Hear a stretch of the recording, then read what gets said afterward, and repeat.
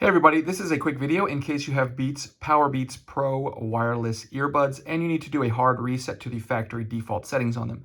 Now there are two reasons you're going to want to do this. The first one is troubleshooting.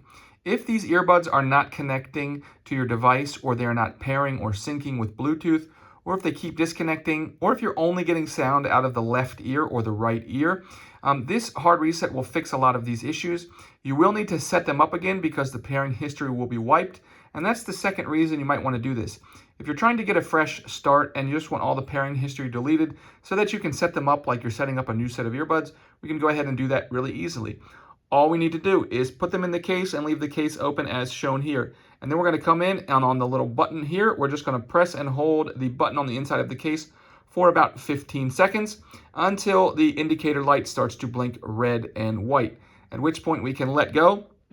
And the indicator lights should then start to blink in white. When the reset is done, it will automatically enter the pairing mode, which will show blinking in white. And then you can go ahead and repair them with whatever device you like.